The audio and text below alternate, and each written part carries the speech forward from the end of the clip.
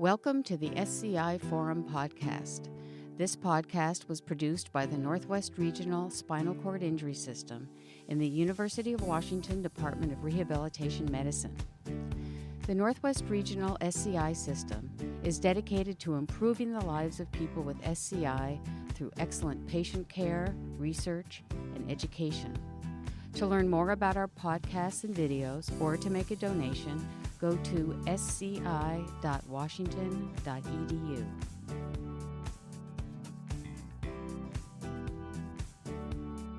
Hello, and welcome to the Spinal Cord Injury Forum podcast. My name is Jeannie Hoffman, and I'm the director of the Northwest Regional Spinal Cord Injury System. I'm also a clinical psychologist and professor at the University of Washington Department of Rehabilitation Medicine. As part of our series on the therapists who work with people who have had a spinal cord injury, I'm joined by Kristy Grant. Kristy is a certified therapeutic recreation specialist at the Comprehensive Outpatient Rehabilitation Program, fondly known as CORP, at Harborview Medical Center. Kristy, thank you so much for joining me today. Hi, thank you for having me. This is great.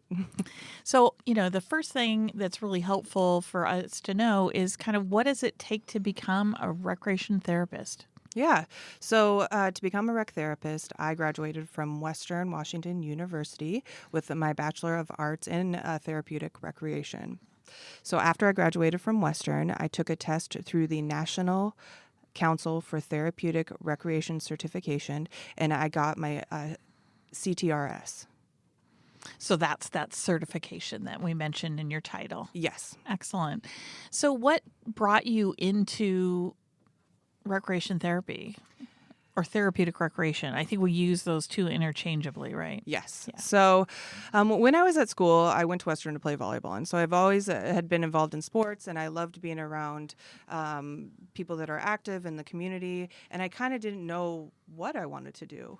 And then through a friend of a friend, I found out about the recreation program at Western, and I was really interested. I did an interview with them, and they accepted me into the program. And then once I started learning more about the program, I really thought that therapeutic recreation was something I would really enjoy. So I decided to go that route. I wanted to help people get back to activities that they enjoy. That was really important to me. So when you were in school to become a recreation therapist, what were the job opportunities for you? I mean, obviously you work in a hospital setting and in a rehabilitation department, but kind of what are the possibilities of jobs for people? Yeah, so I chose rehab, but there's also jobs in psychiatry and also jobs out in the community. So at certain local parks and rec departments, they will have a recreation therapist on staff to do the adaptive rec programs. So a lot of these programs that you're talking about, like Outdoors for All and Seattle Adaptive Sports, they have rec therapists who work in those programs and help kind of do similar things as to what you do, but maybe focus more on their kind of mission. Yeah, I know Outdoors for All has a couple rec therapists on staff. So they are there with the same training that I have to help people get back to a adaptive rec. Excellent. So can you talk a little bit more specifically about kind of that role with people with spinal cord injury? Yeah, so my job on Corp is to get people back out in the community doing activities that they enjoy. Sometimes that means helping them with transportation. So can they use the bus if they want to? Do they need help signing up for access? Do they know how to use the access van? Sometimes it's going out in the community to do outings. I go to a lot of community centers and I go to a lot of libraries just to make sure people can get out and go to those places if they want to. I also sometimes look at safety. So is the person safe out in the community, crossing streets in complex environments, being able to propel their wheelchair several city blocks? So I look at the community safety and community mobility piece. I also do a lot of adaptive rec, like working on skills for wheelchair basketball or taking a look at adaptive fishing. Sometimes that means looking at adaptive equipment that we have to do that recreational activity. Other times that means modifying an activity so that somebody can participate. I really focused on a strength-based approach so that people can use their strengths to do activities that they enjoy.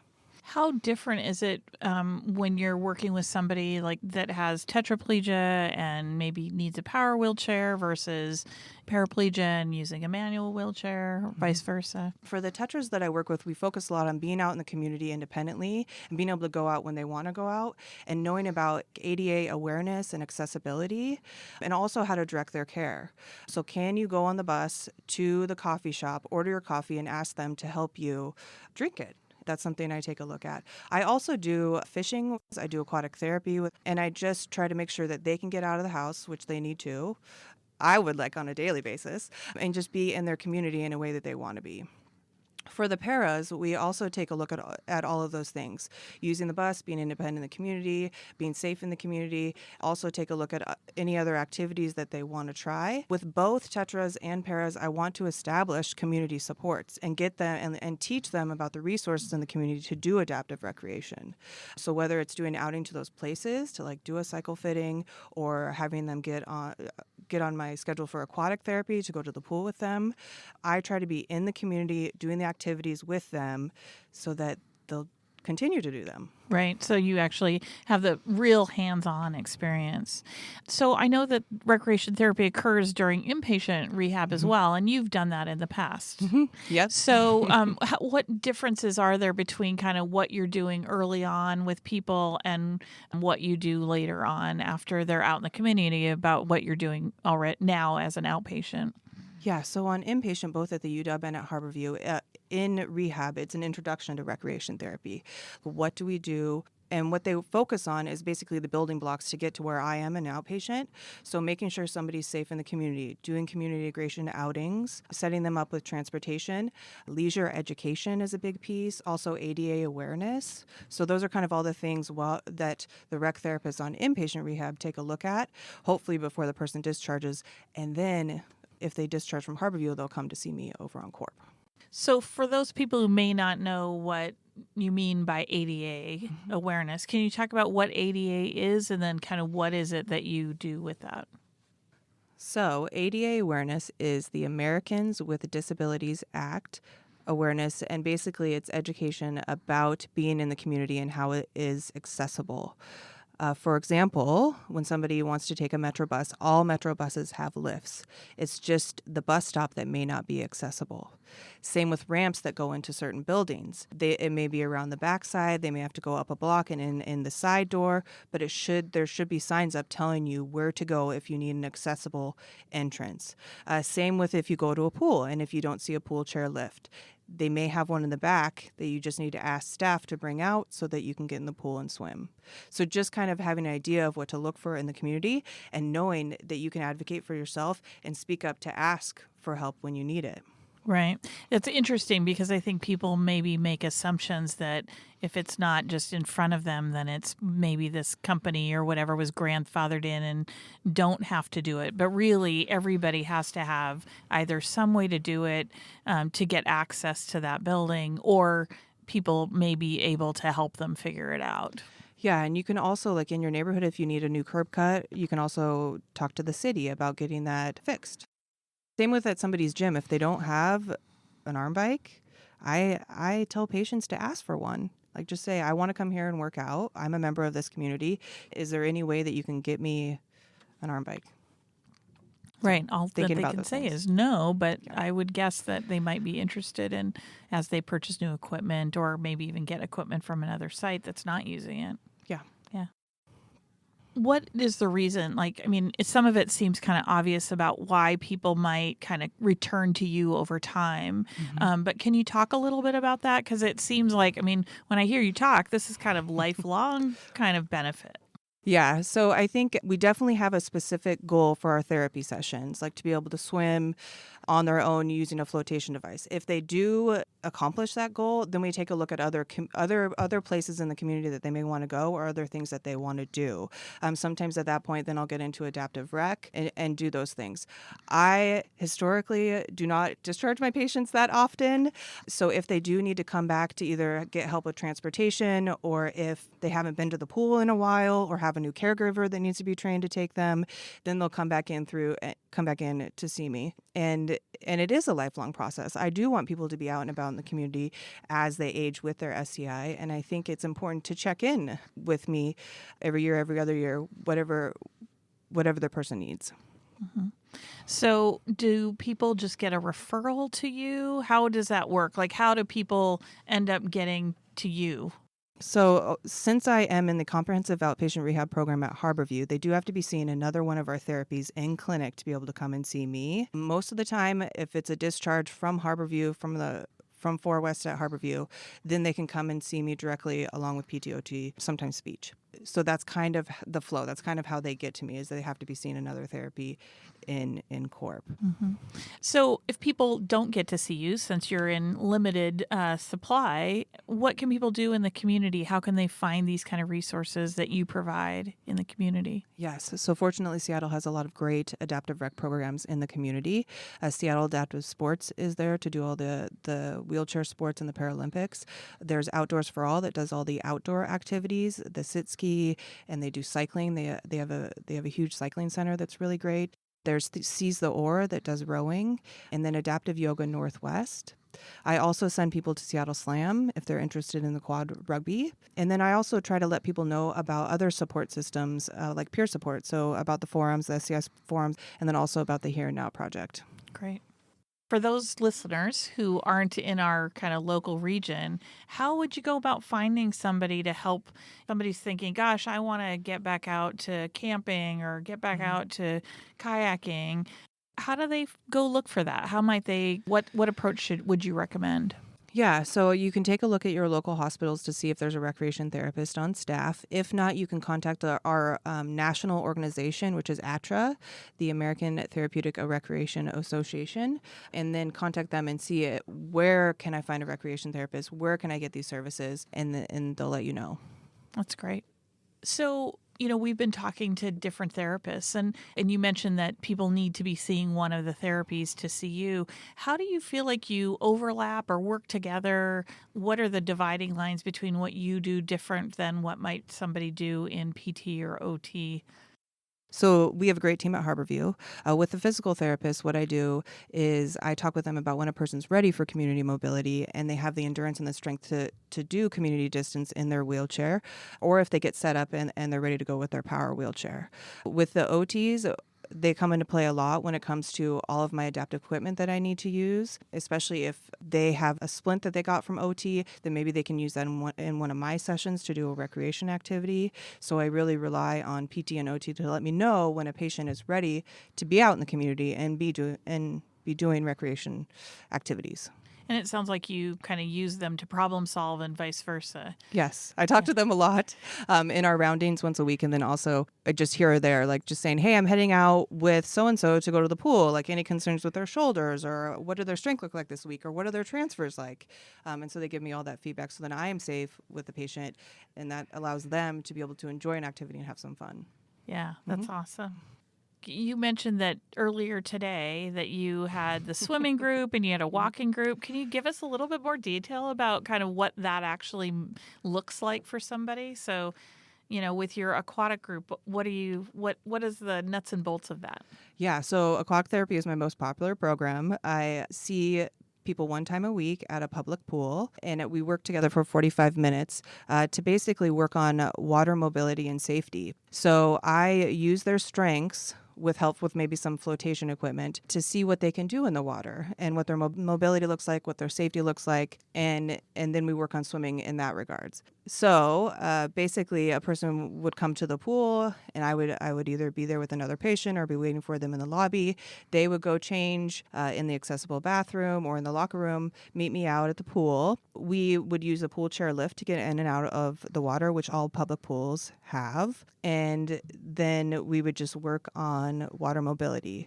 I can tell you exactly what I do from start to finish. So for the first session, I take a look at what equipment they need to use to be safe in the water and if they can float on their back. And that starts with the mobility piece. Then kind of moving side to side. Can you roll in the water? Can you balance yourself in the water?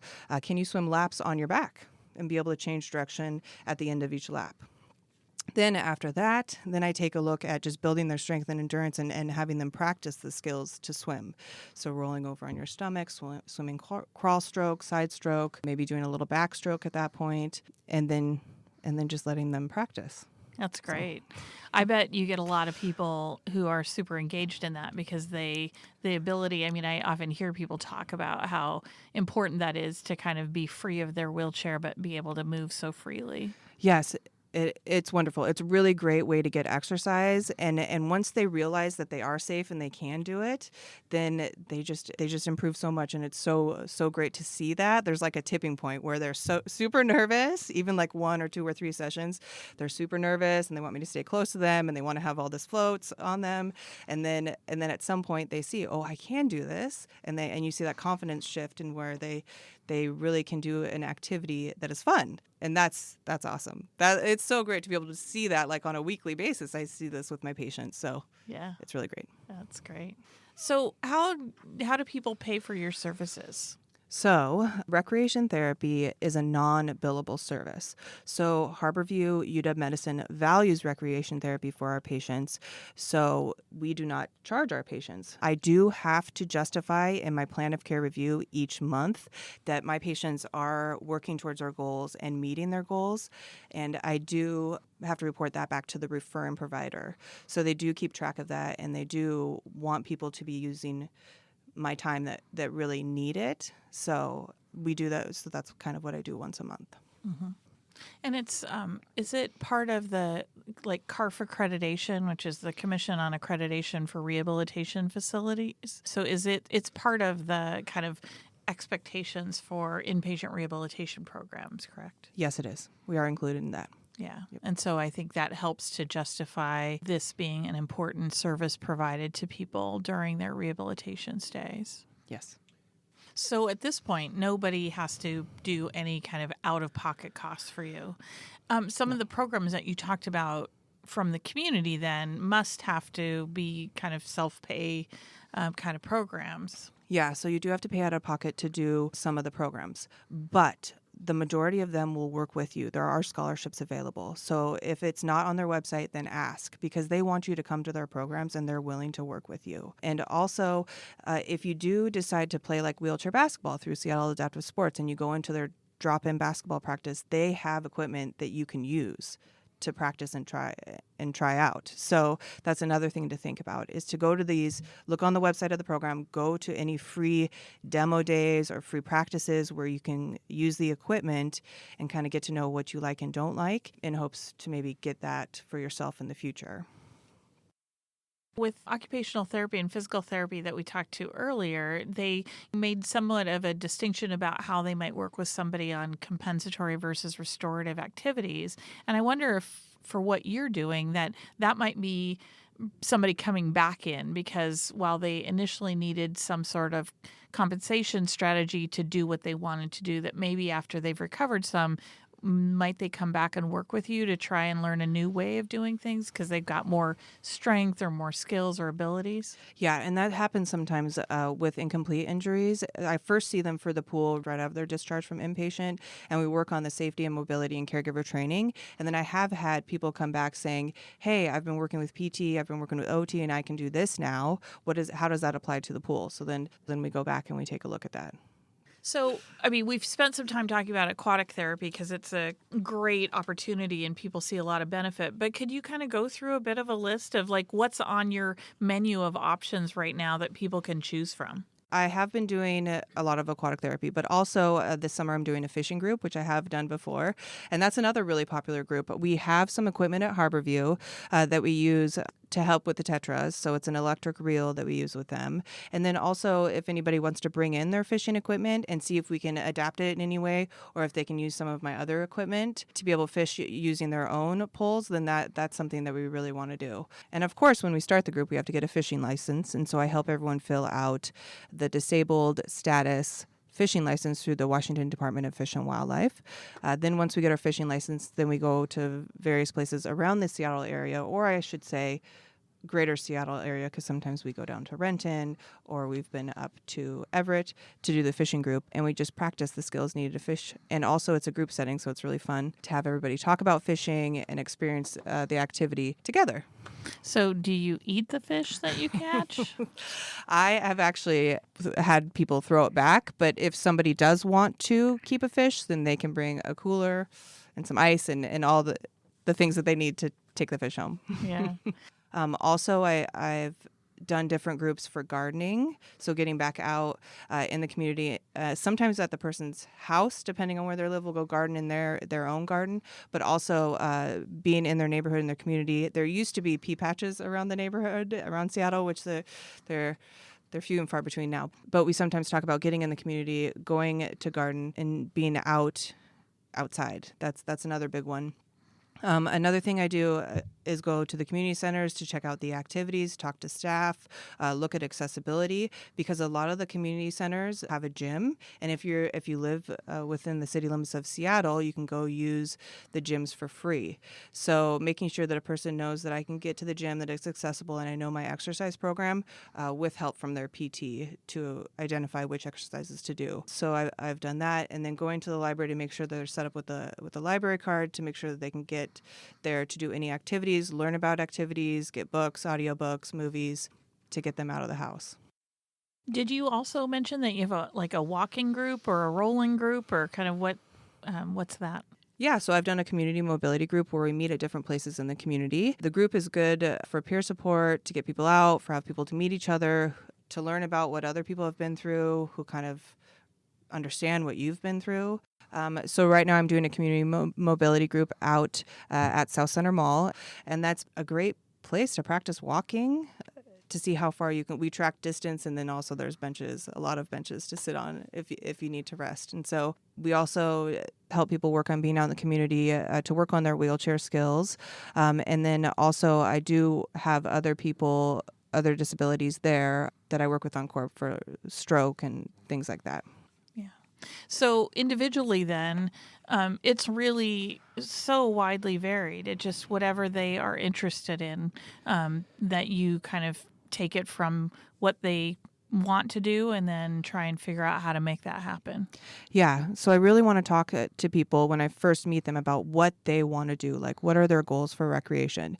Sometimes people don't want to go back to the activities that they did before their injury. So we take a look at their interests and we see what they can do in their community. And then I try to set them up either with a program that does that recreation activity, or I try my best to try to simulate that activity in the community with them, either using the equipment I have or working on the skills that will build up to that activity.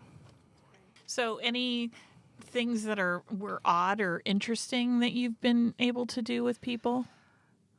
Oh, well, I'm up to do anything, honestly. So, I mean, whether it's taking a para to go out and play pool, whether it's going to cruise around Green Lake just to make sure somebody can get out and know that it's accessible and can direct their care if needed. It's interesting because if they do ask for something really odd, and if I don't have the equipment to be able to try it with them, then we scale it back to work on skills that are available to us. Right. So, for example, somebody wants to be able to do the sit ski.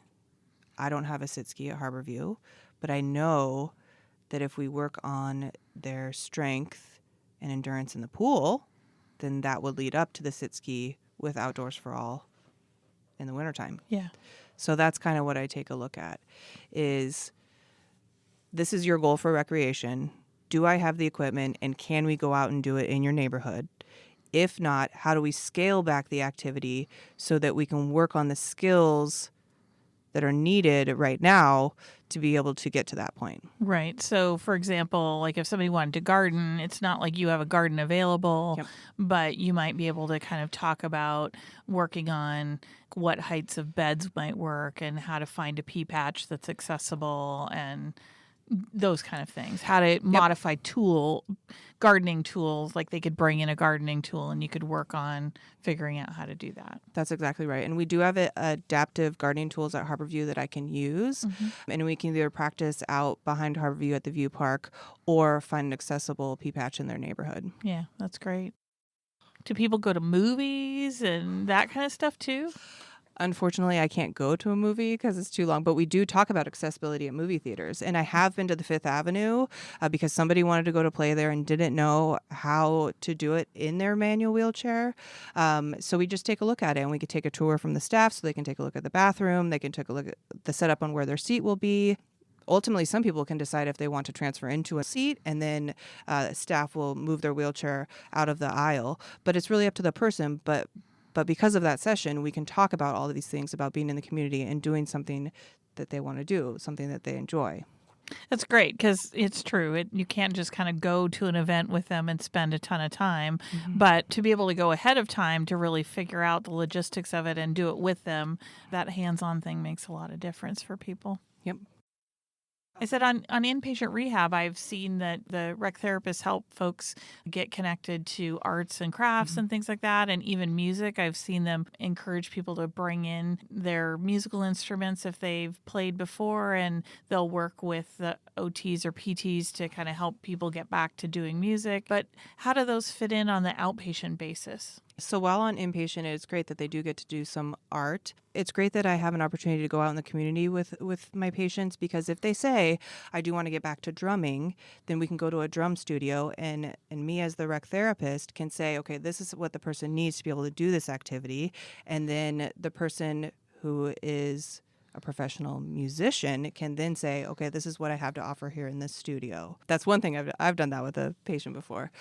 So basically, I take the activity that the person wants to do, whether it be art or photography or music, and we go out in the community to find a photography class, and then the person will join that class, and I'm there to say, this is how we need to adapt the activity. This is the equipment you need to do to participate in this community setting. I think there's so many things that just take some adaptation, and just the eye that you bring to it is such a different one than people who just are not familiar with kind of how much people can do with just making these little changes. Yeah, and I know I've never been in a community program or a community center that says, no, we can't help the person with that. Everybody wants to be inclusive, and if you show an interest, then they are willing to work with you. So it may mean that the patient wants me to be there with them at the start or the first time to make sure that they're comfortable doing it, but then hopefully they can get back to that activity and keep going to the thing that they enjoy doing. Yeah. So I try to get people back out into the community. My job is to take an activity, scale it back to a point where a person can participate in a way that is fun for them and rewarding for them, either by using equipment or modifying the activity, and then just working on it week from week to make sure that they build their confidence and strength and endurance or whatever they need for that activity to meet their goals.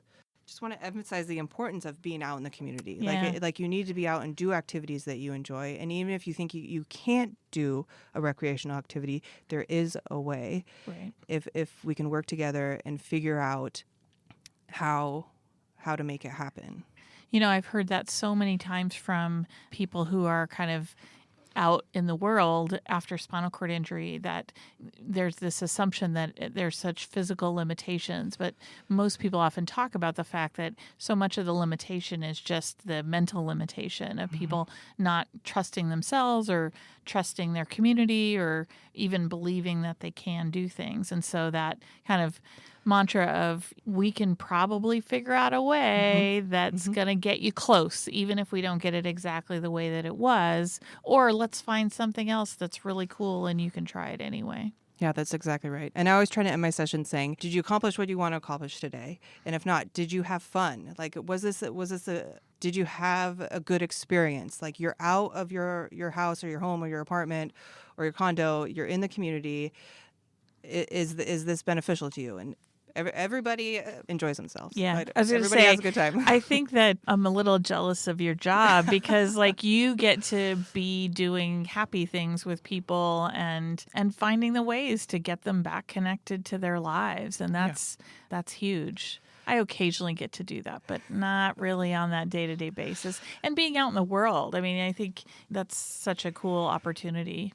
Yeah, I remember one time when I was at the pool, there's a gentleman that I see all the time, and he's really nice. But he said to me something like, how does a person swim when they're in a wheelchair? Or kind of asking me, like, why would they want to do this? Or how do they do this? And I say they swim just like you. They get in their bathing suit, and they may need a piece of equipment, but they get in the water and they swim. They do it just like you do it. So it's just making people realize that and giving them the opportunity to be able to realize that, I think is really important too. Yeah, And it's interesting too, because I think that there really is so many ways for people to have access to whatever they want to do. And I just think back to the summit that we did where there was opportunities to look at equipment to go camping and look at opportunities to where the trail systems are accessible in your local community or broad community.